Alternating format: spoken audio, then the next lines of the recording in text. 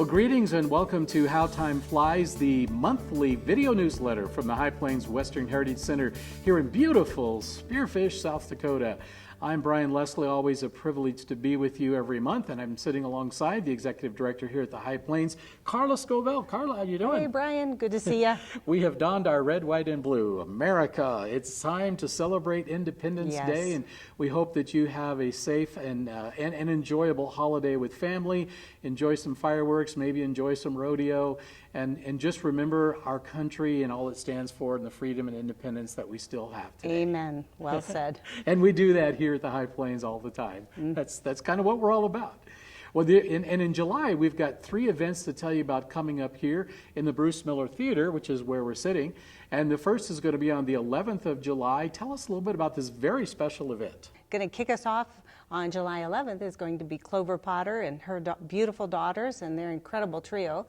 And they have an acoustical band with them this time. Yeah. And I think you know a little more about those names. So Dylan James Lewis is going to be on stage, and he plays the guitar and mandolin and vocals. And then he's going to be joined by Andrew Spies. And Andrew plays the guitar, the violin, vocals, does a beautiful job. And then somebody who is no stranger to the stage here, Peggy Douglas, with her vocals and stand-up bass. She's going to be here also joining them. So it'll be a 6-person acoustic experience, faith, hope, and country. Yes, I love the title. Yeah. It's going to be on Sunday afternoon, July the 11th at 2 p.m. here in the theater where we're sitting today, into the Bruce Miller Theater. And there is a $10 admission, and it's recommended that you call the center for a reservation for that event. Yes, we expect that to be pretty popular, so it really helps us to you can get an assigned seat that way. So yeah. We'll, of course, take general admission. And of course, as always, the High Plains takes part in the national celebration of the Day of the American Cowboy, and this year is no exception. Tell us, Carla, what we have on tap. Well, on Saturday, July 24th, we have Alan and Jill Kirkham coming back for their history of traditional Western music. Yes.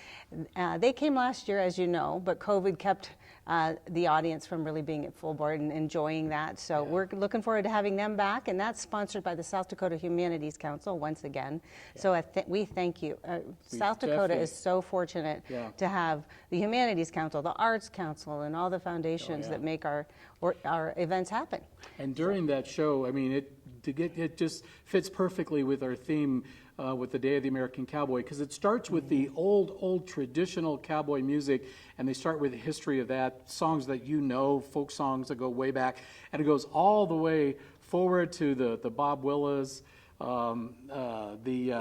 Marty Robbins, and even up to Willie Nelson. So it's quite the history, the spectrum of traditional Western music in America. So it's going to be fun. Yeah, 1 o'clock, I believe. 1 or 1:30 on Saturday. And that'll be donation only at the door.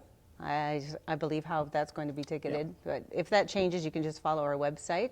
And again, we're looking forward to that. And then the very next day, we get to enjoy the history of blues in America. Of blues in America, with Joey Leone and his group. Ooh, man. So it's going to be kind of taking another look at history, American music history this time, and it's going to be a little bit of a different genre maybe, but no less interesting. And Joey Leone and his band are extremely talented. They just happened to be coming through this area and asked if they could play a show here at the Bruce Miller Theater, and of course you said, come on. Yes, we did. And the South Dakota Arts Council, once again, is going to give us a little project grant to help make that happen as well. And we're going to ticket that in advance as well. We recommend reservations. They'll be that will be just a little bit different for our High Plains Live. We will have reserved seating for $15 and general admission for $10 at that event. At 2 o'clock Sunday, July 25th. That's right. And Joey and his band, might mention, have played for many well-known folk music groups back in the 60s and 70s, groups that you've heard of. They've toured internationally, and so we're really, it's an honor to have them here at the High Plains. So we hope you come out and enjoy that on the last Sunday of July. So it's going to be a special show. Hey, let's talk about some things that happened in June, Carla, first of all. And the Cowboy Supper Show was back, and it has been off the charts this year. It really has been. We've had to, we've had to call it a sellout, and for the dinner portion anyway. So I think between the 3 shows, we've had almost 150 guests come through our doors for the Cowboy Supper Show. And we really thank, again, the Spearfish Bid Board. This will be the 3rd year we've been awarded a grant. The first 2 years, Misty went to the bus convention and gave us some promotion. And so perhaps that's having a little bit of an effect. Maybe. So we'll receive that directly this year, and that helps us to expand it a little bit, expand our advertising, et cetera. So thank you again to the Spearfish Bid Board. I hope that's helping the hotels and in the area. That's the idea. It is. Yeah. And so we've seen guests from all over the nation, literally, at these events. I mean, there are locals that come, yes, but I'd say 80% are out of town. Oh, my goodness. We're having a lot of fun with them. Yeah. We have some new best friends out of it. That's always good. Make friends. We also had last month a gospel music show with Stacy and Orion Potter, and that was also well attended, a beautiful inspirational afternoon of music. And then the very next Sunday, which was Father's Day, we had fiddles and flutes with Kenny Putnam and Rod Garnett on stage, along with Gordy Pratt and Dallas Sellers. And wow, what great music that was. It was. Another great crowd. Yes, and I think we like to call it fiddles and flutes, but I think Gordy likes to call it the Black Hills All-Stars. Well, and they are, were. And they are a group of all-stars, no doubt about it. Yeah. And between those 2 concerts, we had well over 200 guests. So it is so wonderful to hear the sound of many voices and a lot of laughter. And we are just really, really grateful for those who are coming out and taking advantage of the great events that we're having this year. We have a lot more to come, so everyone's going to have to stay tuned. A couple of more things to talk about. I mean, as far as the visitors this summer have been just wonderful. Oh, my good goodness. to see people coming back and getting back out again. Yep, it's almost like a snowball. We don't know what hit us. I think we're a little shell-shocked. But we are hearing from visitors that around the whole entire region, there's lines everywhere you go, and tourism is back with a vengeance in a good way. Sure.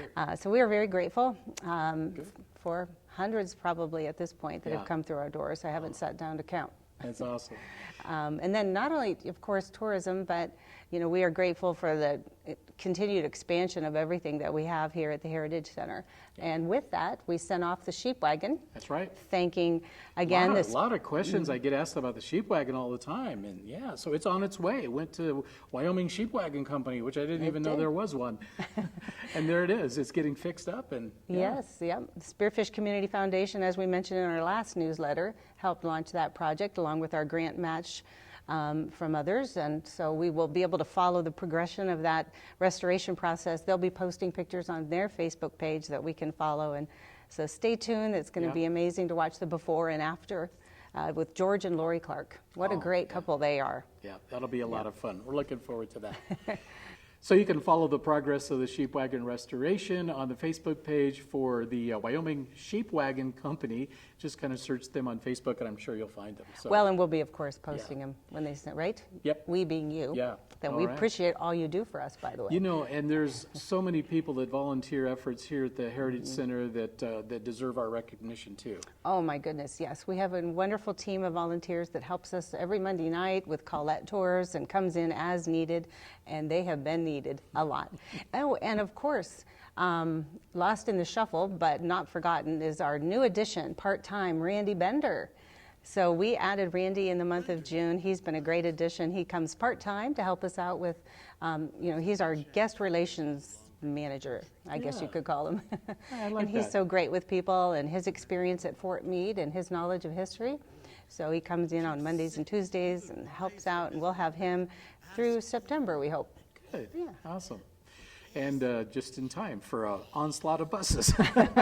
Oh, yes. Now I was a little shell-shocked when I saw the Diamond Tours sent us their schedule. We kept waiting, and then when it came, it was and pours. Yes, we're going to have about approximately 50 buses from August 31st through mid-October, and that's just Diamond Tours alone. They're based out of Florida. They're the ones that came and brought hundreds of buses, through the years, but over 100 during the season, typically. And last year didn't come at all. Wow. So it looks like they've, picked up a lot of steam. So it's going to be really wonderful. It's going to be a challenge. We have a lot going on in September, but stay tuned. We'll make some new friends. We will, and keep the old. And keep the old. Exactly.